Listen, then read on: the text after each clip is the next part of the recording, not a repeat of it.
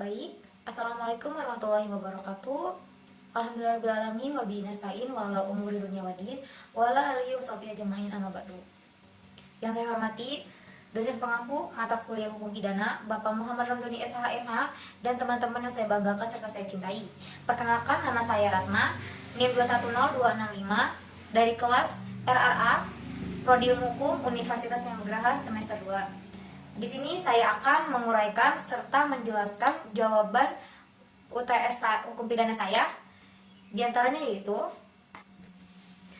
hukum pidana menurut pendapat tiga tokoh. Menurut Wirjo Prodojikoro, hukum pidana adalah peraturan-peraturan hukum mengenai pidana.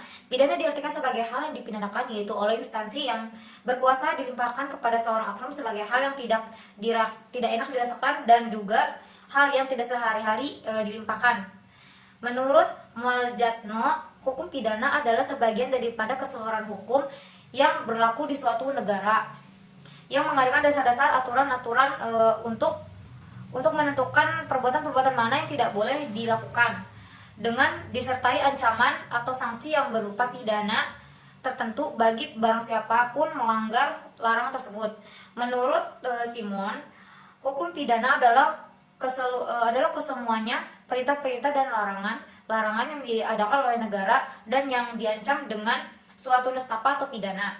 Menurut saya, semua dari tiga pendapat dari tiga tokoh itu saya simpulkan, yaitu pendapat dari tiga ahli tersebut, yakni pidana adalah sebuah aturan hukum yang mengatur keterikatan peraturan-peraturan undang-undang yang harus ditaati oleh semua orang gitu.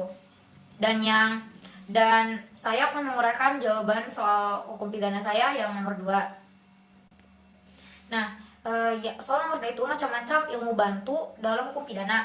Di antaranya itu logika. Nah, logika dalam usaha menegakkan kebenaran, tentu saja orang itu memakai pikiran dalam menghubungkan keterangan yang satu dengan keterangan yang lain gitu. Nah, ilmu bantu yang kedua itu psikologi. Melalui logika kita dapat mengarahkan pikiran kita menuju tercapainya kebenaran material hakim, jaksa dan terdakwa yang juga manusia yang punya perasaan dan dapat dimengerti gitu ya, dimengerti tingkah lakunya, kemudian diberi penilaian atas hal itu gitu. Dalam hal ini adalah pemeriksaan pendahuluan, terutama interogasi terhadap tersangka. Nah, ilmu bantu yang ketiga yaitu kriminalistik.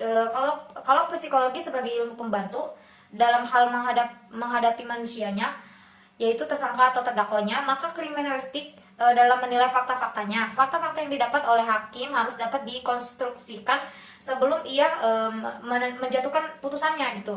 Nah, ilmu bantu yang keempat ini psikiatri. Psikiatri yang dipakai sebagai pembantu hukum acara pidana ini biasanya disebut psikiatri untuk peradilan atau psikiatri forensik. Nah, ilmu bantu yang kelima yaitu kriminologi. Dalam usaha menemukan kebenaran material, kemudian menerapkan hukum dengan tepat sesuai dengan konkret, maka perlu diketuai gitu ya, diketuai sebab atau latar belakangnya gitu teman-teman.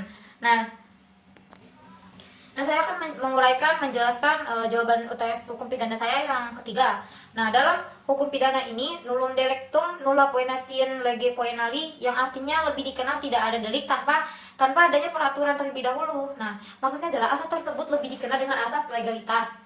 Nah, asas tersebut di masa kini ini sering diselaraskan gitu ya, diselaraskannya dengan asas non rektoratif. Nah, sejarah asas legalitas atau asas nullum delictum nulla poena sine prove lege poenali tersebut berasal dari seorang sarjana hukum pidana di Jerman, yaitu Anselm von Feuerbach pada tahun 1775 sampai 1833. Nah, dalam asas legalitas memberikan perlindungan terhadap undang-undang pidana. Fungsi instrumental istilah tersebut dibagi menjadi 3, teman-teman, yaitu nulla poena sine lege, nulla poena sine crimen, nulla crimen sine poena legali gitu. Menurut saya seperti itu teman jawaban saya. Di sini saya akan menjelaskan macam-macam delik menurut Edi O.S. Harich, yaitu delik yang pertama itu delik tunggal. Nah, delik tunggal ini merupakan delik di mana perbuatan hanya dilakukan satu kali saja. Delik yang kedua itu delik berganda. Delik berganda ini merupakan delik di mana perbuatan baru dianggap menjadi delik jika dilakukan lebih dari satu kali gitu. Nah, delik yang ketiga itu delik sederhana. Delik sederhana ini merupakan delik yang terbentuk biasa tanpa unsur yang tanpa unsur yang memberatkan gitu. Memberatkan seperti ada di pasal 362 KUHP tentang pencurian gitu. Nah, delik yang keempat ini delik umum. Delik umum ini merupakan delik yang dilakukan oleh siapa saja dan diberlakukan secara umum gitu, teman-teman. Nah, delik yang kelima ini delik formil dan material, merupakan delik yang menekankan bahwa terdapat larangan atas suatu perbuatan. Contohnya itu seperti dalam pasal 362 KUHP tentang pencurian. Delik yang keenam ini delik material berbeda dengan delik formil. Delik material merupakan delik yang menekankan pada dilarangnya suatu akibat terjadi, maka perbuatan dianggap sebagai percobaan tindak pidana. Contohnya itu dalam pasal 378 gitu ya, 378 KUHP tentang perbuatan curang. Nah, saya akan menjelaskan soal saya yang keempat. Di sini saya akan menguraikan lagi jawaban saya yang kelima dari UTS Hukum Pidana saya. Yang A itu tentang TKI yang terancam hukuman mati di luar negeri ya teman-teman. Menurut saya lokus deliknya itu berasal dari dua kata lokus delik itu, yakni lokus itu artinya itu lokasi atau tempat gitu ya. Kalau delik itu suatu tindak pidana, ya berarti jadi lokus delik berarti itu terjadinya tempat pidana gitu teman-teman. Nah, kasus TKI yang terancam hukuman mati di luar negeri itu mengarah kepada asas legalitas teman-teman. Di sini saya akan menjelaskan asasnya. Nah, asas yang pertama itu asas teritorial atau asas wilayah. Maksudnya asas ini mengajarkan bahwa hukuman pidana suatu negara berlaku di wilayah negara sendiri gitu teman-teman. Di dalam asas teritorial dianut oleh Indonesia dan telah disebutkan di dalam pasal 2 dan pasal 3 KUHP. Nah, yang kedua ini asas personality atau asas nasional aktif. Nah, ini asas yang akan ditekankan oleh pemerintah Indonesia, teman-teman.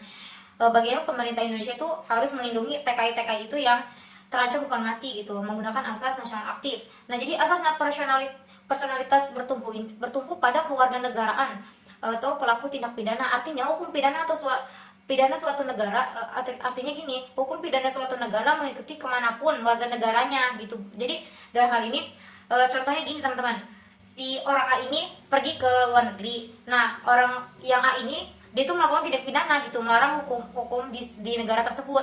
Namun dia itu membawa asas personality dari negaranya gitu. Jadi asas tersebut itu mengikuti dia akan melakukan hukuman dia sendiri gitu. Jadi dia ini dihukum sesuai asas yang dibawa dari negara dia gitu teman-teman maksudnya. Nah, dengan demikian hukum pidana Indonesia akan selalu mengikuti warga negara Indonesia kemanapun dia berada gitu teman-teman. Nah, asas ini diatur dalam pasal 5 sampai pasal 7 KUHP gitu. Nah, teman-teman, saya akan menjelaskan bagian yang B, nomor 5 UTS Hukum Pidana saya. Nah, langkah-langkah pemerintah Indonesia dalam melindungi TKI yang terancam hukuman mati gitu ya di luar negeri, yaitu melakukan diplomasi, kedutaan, dan pemerintah negara tersebut gitu loh. Karena setiap TKI yang berada di luar negeri sudah diatur dalam Undang-Undang Dasar serta regulasi pemerintah. Nah, dijelaskan pada pasal 77 ayat 2 Undang-Undang Dasar tahun 2004 tentang penetapan dan perlindungan tenaga kerja Indonesia di luar negeri. Pasal 1 ayat 3 perlindungan TKI adalah segala upaya untuk melindungi calon TKI atau TKI dalam mewujudkan terjaminnya pemenuhan hak-haknya sesuai dengan peraturan perundang-undangan baik sebelum, selama maupun sesudah bekerja gitu teman-teman. Nah, saya juga akan menguraikan jawaban UTS Hukum Pidana saya yang bagian 6. Nah, hukum pidana itu ada konsep kesalahannya itu ada dua teman-teman, yaitu kesengajaan, lalai, atau tidak disengaja. Nah, kesengajaan adalah menghendaki atau menginsyafi terjadinya suatu tindakan pidana gitu ya, beserta akibatnya gitu.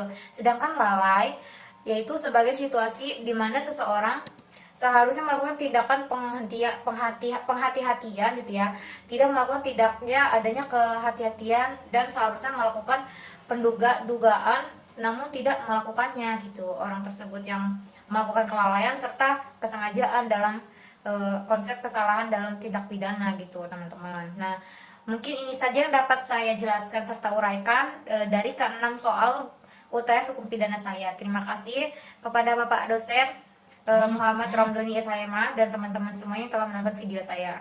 Semoga ini bermanfaat dan semoga kita makin terus semangat dalam belajar serta belajar gitu teman-teman.